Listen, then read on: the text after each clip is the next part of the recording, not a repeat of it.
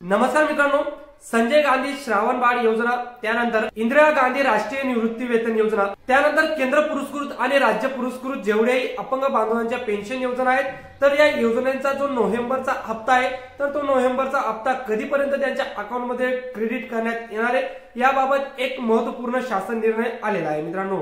तो शासन निर्णय तुम्हाला सांगणार आहे। त्यापूर्वी जरी चॅनलवर नवीन असाल तर चॅनल नक्की सबस्क्राइब करून घ्या मित्रांनो।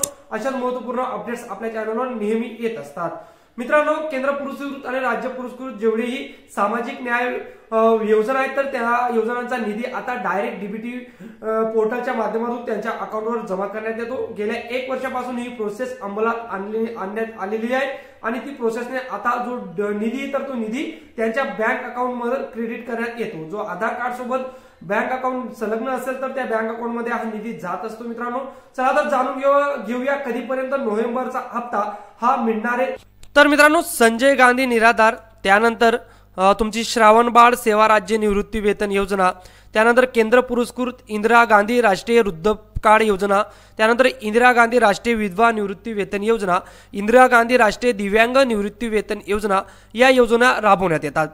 तर या योजनांचं माहे डिसेंबर 2024 पासून जे अनुदान आहे तर ते डीबीटीच्या मार्फत त्यांच्या अकाउंटवर जमा करण्यात येत आहेत। आतापर्यंत जे एवढेही केंद्र पुरस्कृत आणि राज्य पुरस्कृत योजना आहेत, तर ऑक्टोबर 2025 पर्यंतचे अर्थसहाय्य डीबीटीद्वारे थेट लाभार्थ्यांच्या खात्यात जमा करण्यात आलेलं आहे। आता 2025-26 या आर्थिक वर्षात मंजूर करण्यात आलेल्या तरतुदीमधून विशेष सहाय्यक योजनेतील लाभार्थ्यांना माहे नोव्हेंबर 2025 चे जे अर्थसहाय्य तर ते डीबीटी म्हणजेच डायरेक्ट बेनिफिट ट्रान्सफर पोर्टल मार्फत थेट त्यांच्या बँक खात्यात जमा करण्यात यावे।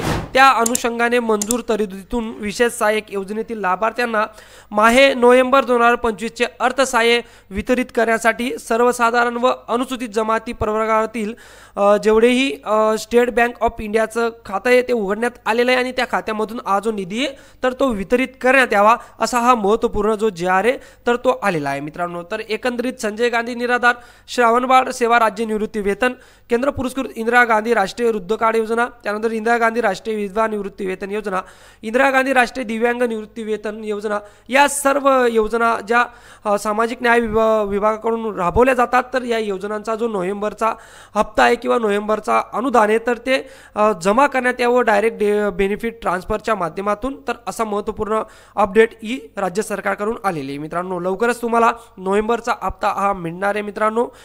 जे एवढी अपंग बांधव असतील तर त्यांना आता ही जे मानधन आहे ते 2,500 करण्यात आलेलं आहे। म्हणजेच त्यांना जे अनुदान आहे तर ते 2,500 रुपये मिळणार आहे ह्या हप्त्यामध्ये। मागच्या हप्त्यामध्येही त्यांना मिळालं होतं, परंतु हा हप्ता सुद्धा त्यांना 2,500चा मिळणार आहे मित्रांनो। तर अशी महत्त्वपूर्ण अपडेट ही आलेली आहे। ही अपडेट जास्तीत जास्त तुमच्या मित्रपरिवारामध्ये नक्कीच शेअर करा। अशाच महत्त्वपूर्ण अपडेटसाठी आपलं चॅनल सबस्क्राइब करायला विसरू नका।